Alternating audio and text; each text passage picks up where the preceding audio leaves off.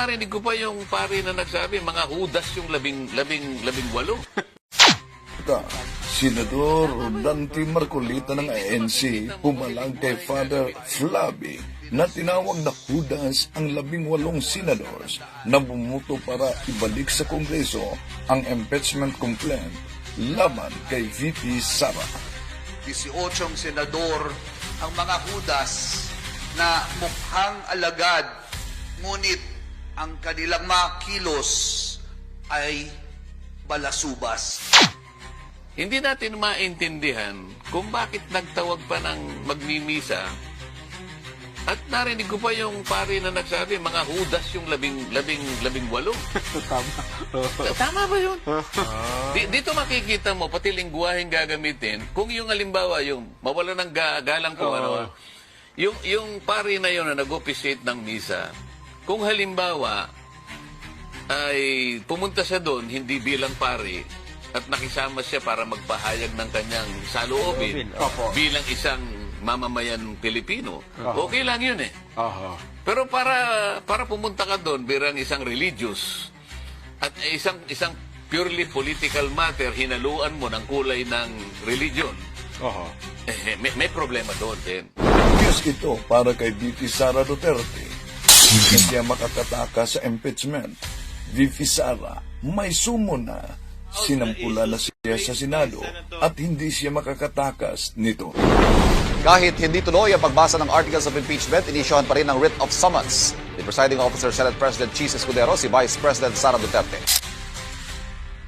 Wala sa ating bansa si VP Sara.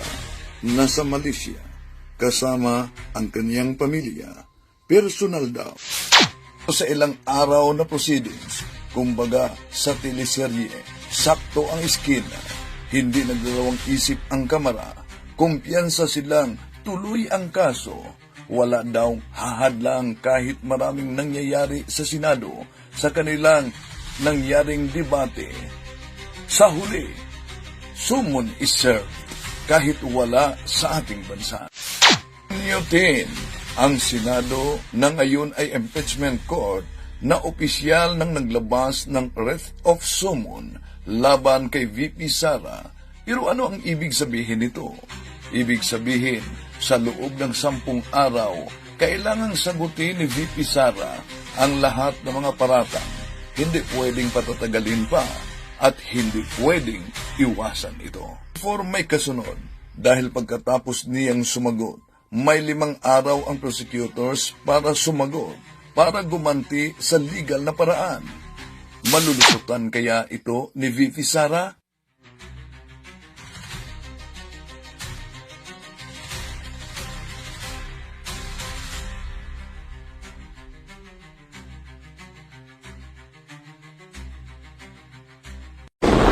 Actually, yung listahan ng bank account na yan, bank accounts, madami yan eh, di ba? Noong, was it 2016 na nilabas? Oo. Hanggang ngayon, may file ako niyan. Kasi nung lumabas yan, isa-isa ko pinuntahan lahat ng bangko. At tinanong ko sila isa-isa sa mga nakapangalan sa akin at yung mga accounts.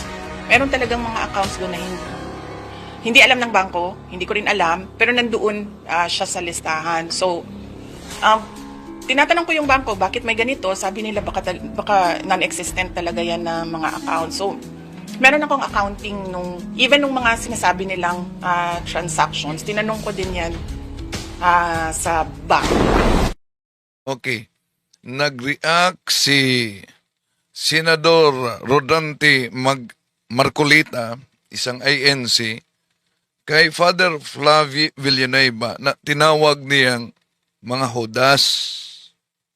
Pero, naging double standard yata si Marcolita. Ba't wala siyang reaksyon sa kanyang ministro na si Arnel Tumanan na sa kanilang isinagawa na peace rally daw, rally ng kapayapaan, may binanatan na politiko, tinawag pang laos. Isang politiko, nakalulungkot, bago pa sumikat, laos na. At itong pahayag na ito ni Tumanan, kinopya din yan ni, naalala niyo yung nirepliko ang pahayag ni Marcolita may sinabi siya na politiko din na congressman na hindi pa umano naging sikat, laos na agad. Pagkatapos, may sinabi siyang congressman na bula ang propeta. Ngayon, nag-react siya sa pare. Tatalakayin natin ito, mga mahal na kapatid, sa pagkakataong ito, samahan ninyo ako. Kasi kalingan, pag palaging inulit-ulit ay magmukha talaga ang katotohanan para sa ating mga kapatid na kulang ang kaalaman. Ang pagkadaya ay maranasan sa iba't ibang paraan. Pero napakasakit pag madaya tayo sa pananampalataya. Dahil nanganib pati ang ating kaluluwa. Viva Cristo Rey! Pro Dio et Ecclesia! Kumusta? Welcome. Ito yung lingkod, Brad Wendell Talimong. Inanyayahan natin ang ating mga suking taga-subaybay. Huwag kalimutan na pindutin ang like sa ating live. At huwag din kalimutang mag-subscribe sa mga bago pa lang. At pindutin ang bell button para updated kayo, mag-comment at i-share ninyo mga kapatid. Kumusta sa lahat nating mga suking taga-subaybay? Welcome.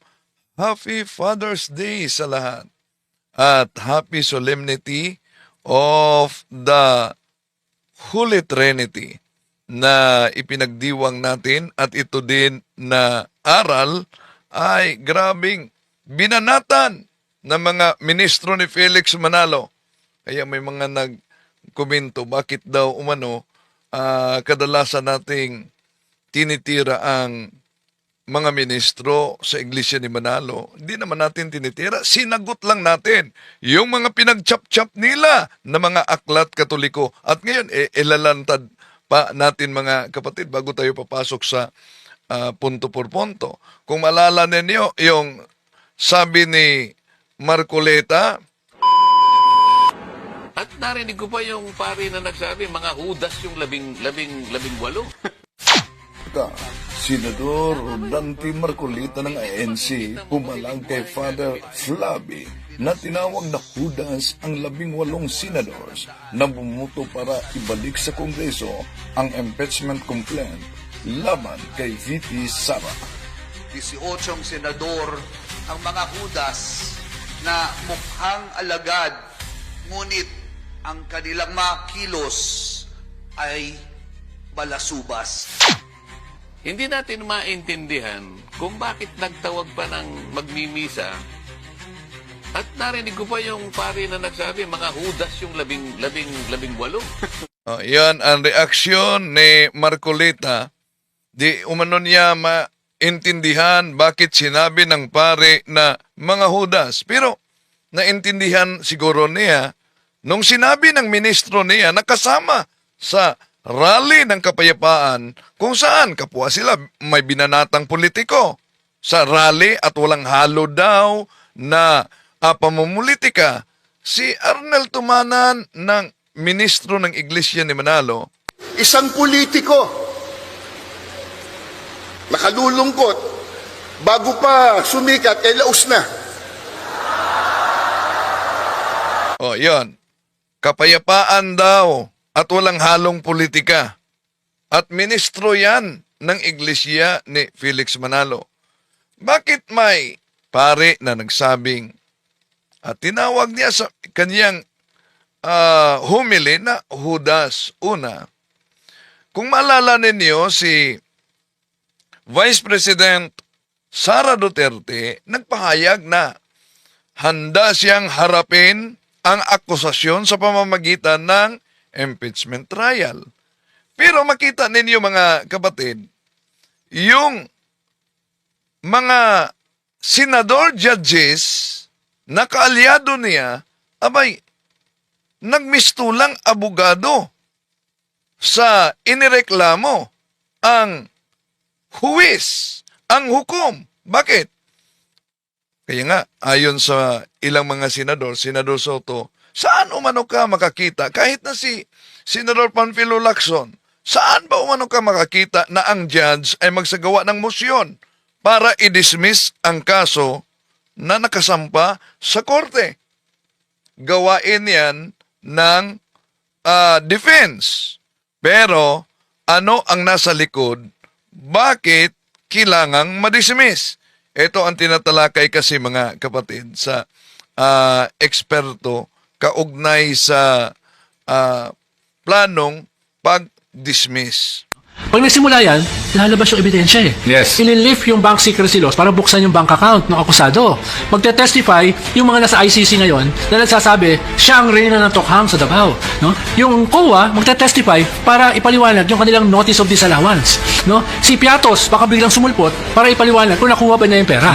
No? Yung nagdala ng 120 million ng mga sundalo, Yes, yung mga sundalo. magpapaliwanag. So lalabas yung ebidensya. At kung lumabas, very compelling ang ebidensya, yung mga swing senators ba, boboto to acquit.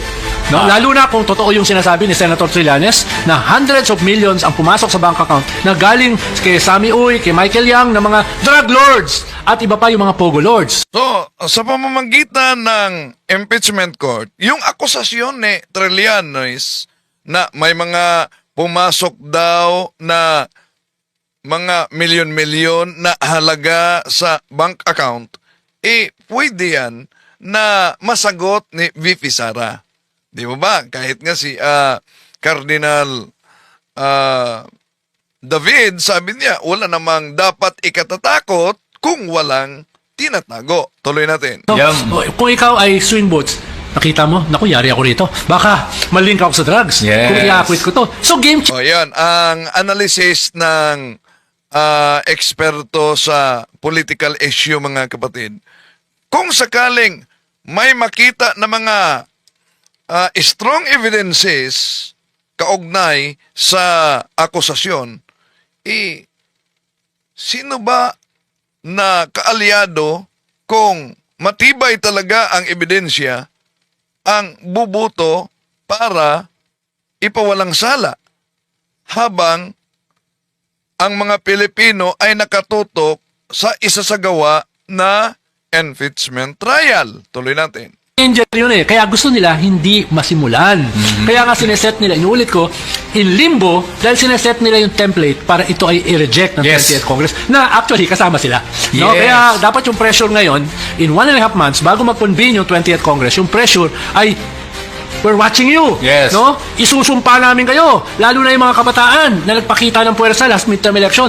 Hindi namin kayo kakalimutan. Yes. Mag-ingat kayo. No? Mag-ingat kayo. Nagsisimula na kami magising. Okay. No? Kaya yun yung dapat pressure. Dahil kung wala kang ganyang pressure, no? Yung kawalangian na yan, magpapatuloy. At saka babanggitin ko lang that the tactic right now of yung mga kaalyado ni VP Sara ay para nagbibigay sila ng mga dahilan kung bakit kailangan daw Dahil daming nagugutom at yung impeachment, di naman umano yan ang pagkain na pangangailangan ngayon. dismiss. Sabi nga ni Bato at ni Bongo na sabi nila kaya nila fina-file itong motion na to ay dahil daw maraming mas importanteng problema ang Pilipinas. Walang kinalaman sa sikmura ang impeachment. No? Yun. Ayan, walang kinalaman talaga sa gutom ang impeachment. Kaya ang priority daw umano ay para masagot yung problema sa gutom. That's what you call an appeal to emotion. Oo. Okay, ngayon kung hindi matalas ang pag-iisip mo at mabilis ka lang passively na nagtatanggap ng mga naririnig mo, maniniwala ka sa ganyang appeal to emotion. Na paano naman ang mga ibang mga importanteng mga kailangan priority bills na ipapasa natin? Paano ang kaligtasan, ang kapayapaan, ang pagkain na kailangan o medikal na tulong na kailangan ng ating mga kababayan? Hindi ba mas importante daw yun? Bakit daw natin tinututukan ang isang vice-presidente? Makakatulong ba daw yan sa mga milyong-milyong mga mamamayan natin na hirapan? Nag-bycam nga sila, nag-meeting nga sila tungkol sa 200 peso wage increase eh. Ayan. May bycam silang isinagawa. Pero ang tanong, yung pag-increase, na-approve ba? Kung talagang layunin nila masagot ang problema lalo na sa gutom at kahirapan. Inaprubahan ba nila? Hindi. Oh. Hindi. So ano yung mga pinagsasabi nila sa sikmura? Sahod ang pinakamalaki. Yan mga kapatid. At si Marcolita nag-react na isang kaanib sa Iglesia ni Cristo at dahil ngayon ay ipinagdiwang natin ang solemnity ng Holy Trinity at ang INC na inaniba ni Senador Marcolita, isa sa mga bumabanat sa doktrina ng Simbahang Katoliko kaugnay sa Holy Trinity. At alam niyo ba na ang mga ministro ni Felix Manalo, meron kasi silang sariling researcher, ginagamit nila ang mga aklat Katoliko at pinagchap-chap. Dami ng mga pinakita natin dito mga kapatid na ginagamit nila. Pinagchap-chap yan. At nagiging epektibo din itong taktika nila. Bakit? Naging epektibo. Dahil, una, daming mga inosente, lalo na mga mahinang Katoliko, na nadala nitong taktika nila sa pagchap-chap ng mga aklat. Ano po ba ang aklat Katoliko na pinagchap-chap nila kaugnay sa tuligsa sa ating banal na pananampalataya? Pakinggan ninyo ang ministro ni Felix Manalo kung anong aklat. Ito ginagamit nila. Kabanal-banalang 1-3. At kung wala kayong kopya dito, mapa-oo talaga kayo. O nga ano, pinatunayan pala ng otoridad Katoliko. Kaya imbento pala ng simbahang Katoliko ang Trinidad. Kaya ang Katoliko ay nag-imbento ng Diyos. Yon, mga kapatid. So, eto, pakinggan ninyo. Sasagutin muna natin ito dahil ipinagdiwang natin ang solemnity sa Holy Trinity. Na ang doktrina ng Trinidad o ang aral na ang iisang tunay na Diyos ay may tatlong persona ay hindi lamang po wala sa Biblia, kundi ito po ay kalaban pa ng Biblia. Aminado po ba ang mga nagtataguyod ng doktrina ng Misleading talaga ang presentasyon ng ministrong ito, mga kapatid. Una, kalaban ng Biblia ang doktrina ng Trinity. Asan kaya yan mabasa? Pero sinabi pa niya, aminado ba umano ang otoridad Katoliko at itong aklat na ito ang ginagamit niya. At ito talaga ang paraging marinig sa mga inosinting Katoliko na nadala sa kanilang sikta. Ang kabanal-banalang 1-3, ang Diyos ng mga Kristiyano, na ang may akda ay isang pari na si Padre Pedro Sevilla, isang paring Jesuita. Tuloy natin. tinatawag nilang Trinidad na talagang wala po sa Biblia ang aral nilang yan? Sa isang aklat na isinulat po ng isang paring Katoliko na nagngangalang Pedro Sevilla.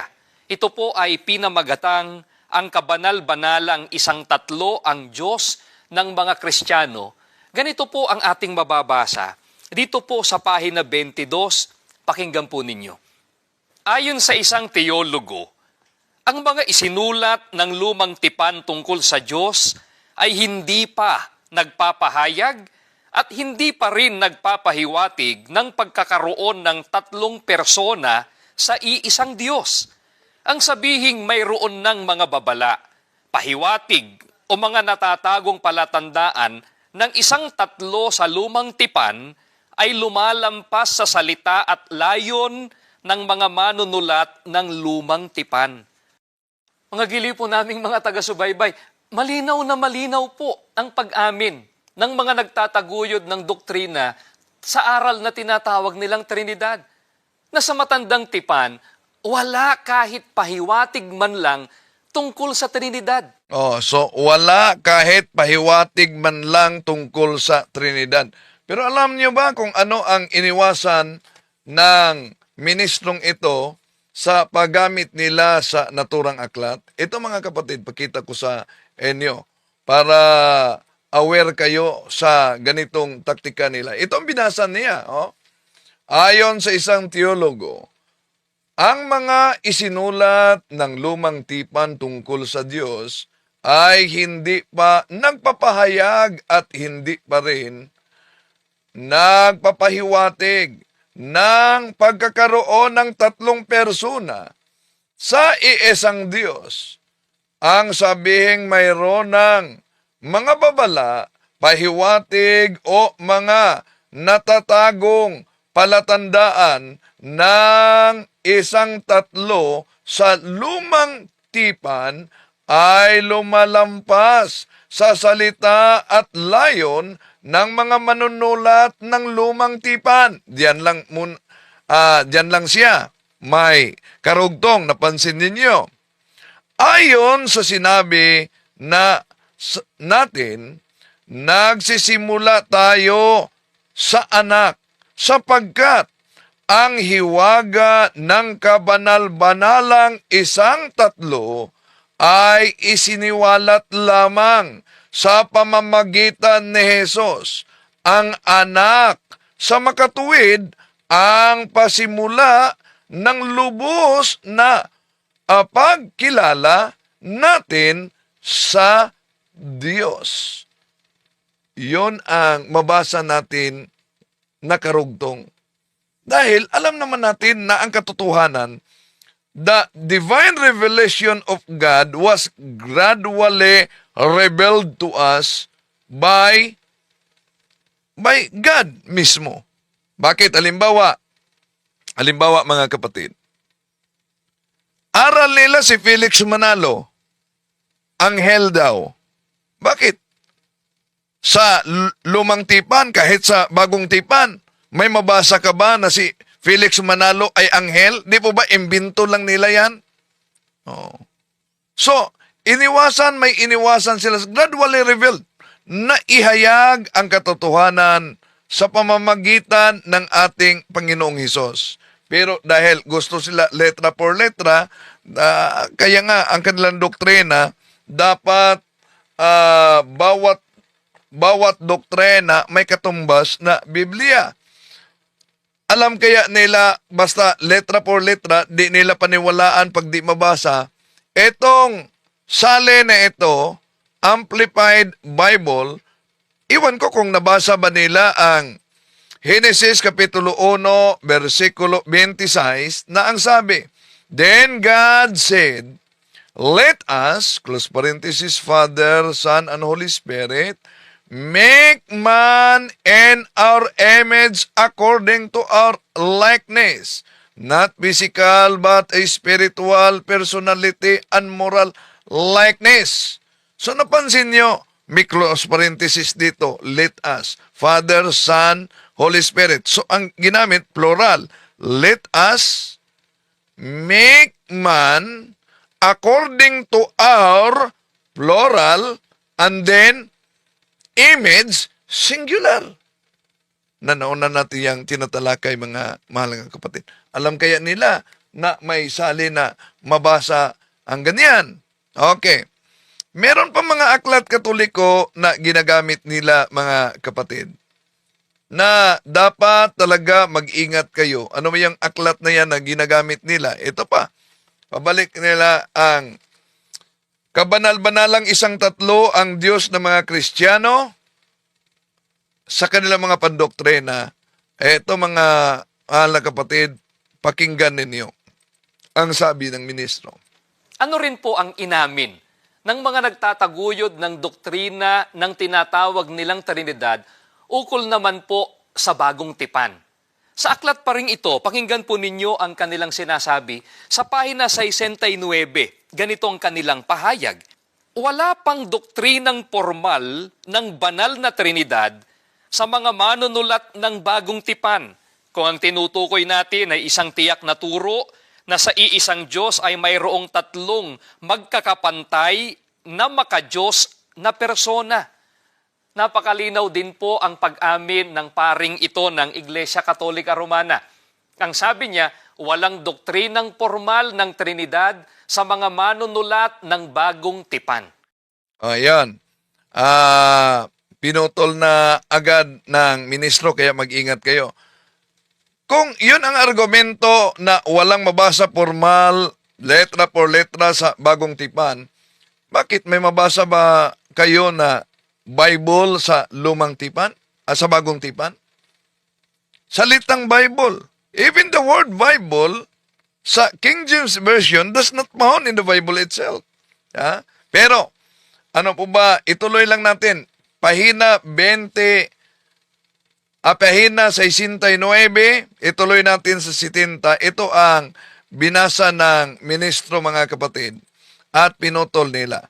Wala pang doktrinang formal ng banal na Trinidad sa mga manunulat sa bagong tipan.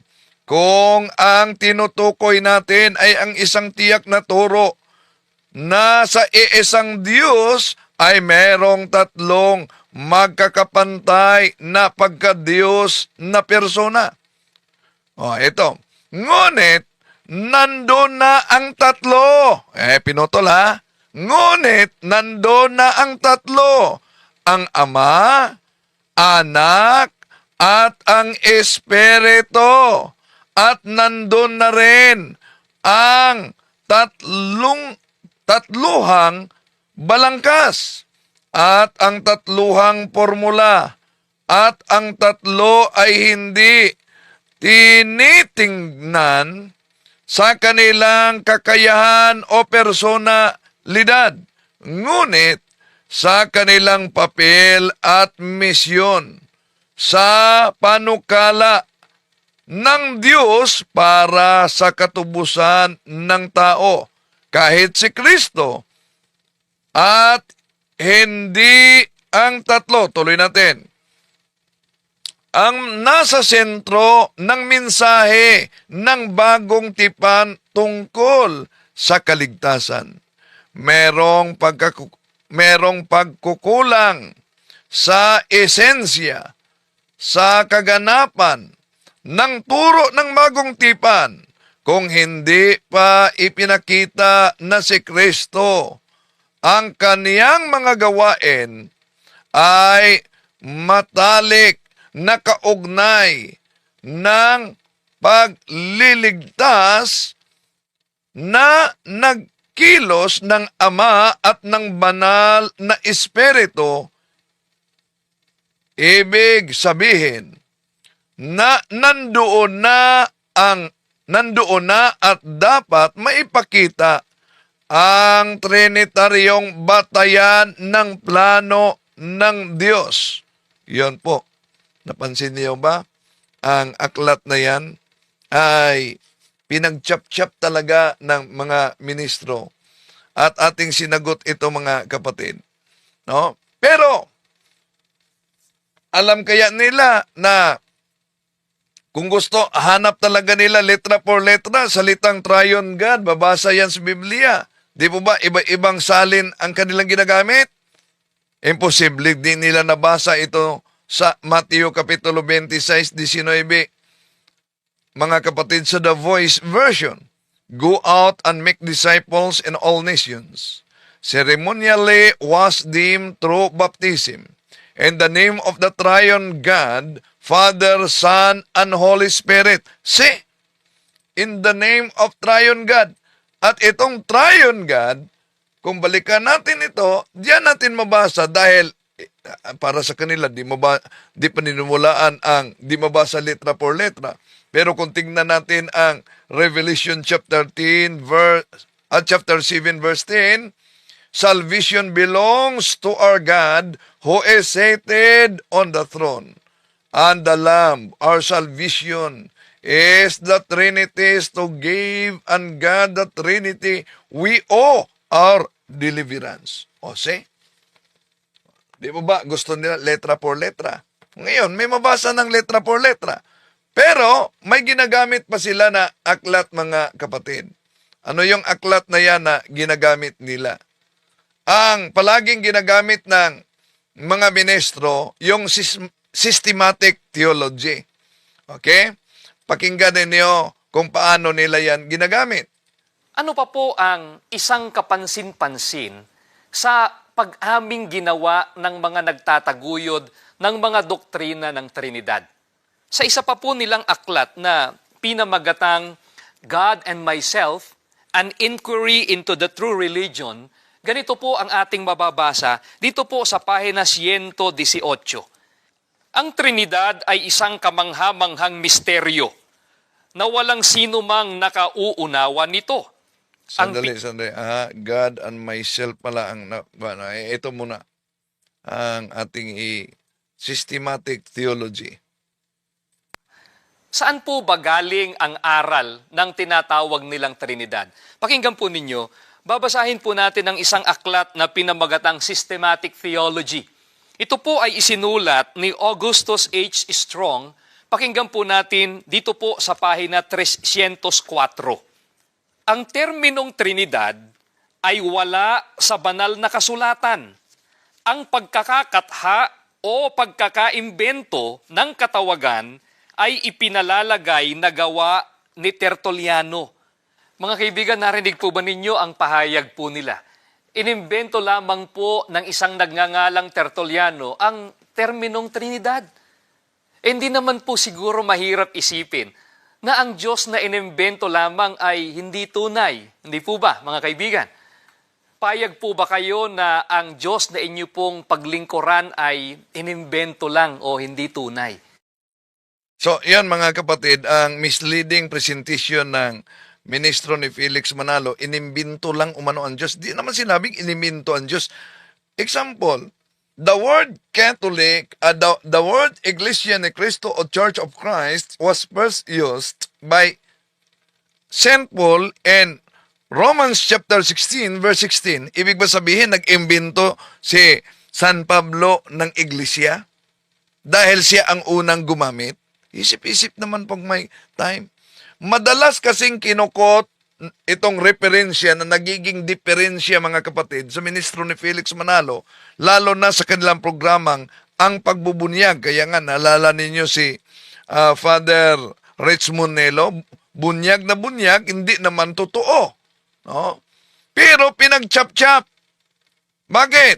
Nabasa lang ang bahagi na ano ang nakasulat. Ito, binasa ng ministro. The term Trinity is not found in Scripture. The invention of the term is ascribed to Trinity. At Tertullian. Sino daw? Tertullian. So, hindi, at walang mabasa dito na the God, the Trinitarian God, was invented by Tertullian. Ang mabasa, the term, the invention of the term is ascribed to Tertullian. Hindi lang yan. The invention of the term New Testament was ascribed by Tertullian. Bakit? Tinanggap niyo ang Bible na may New Testament. Pero, ano po ba ang iniwasan nila? May karugtong kasi ito. Iniwasan at mahilig talagang mag-chap-chap, kaya INC. Ito ang iniwasan ng ministro. Although the conception it expresses in scriptural. See? Yun ang iniwasan na ng ministro. Basta nakabasa lang ng imbento, iniwasan itong although the conception it expresses is scriptural. Yun. Iniwasan nila mga kapatid. Kaya mag-ingat talaga kayo sa ganitong modus, no? Kaya kung balikan natin ang Bible na the Amplified Bible na ang mabasa natin sa Revelation chapter 7 verse 10, eto mabasa natin, salvation belongs to our God who is seated on the throne, and the Lamb, our salvation, is in the Trinity to give unto God the Trinity we owe our deliverance. So mabasa, Trinity. At meron pang mga aklat katoliko na ginagamit nila. Bukas itutuloy natin iyan mga kapatid sa paglantad kung anong mga aklat ang mga ginagamit nila. To make his message known is our responsibility.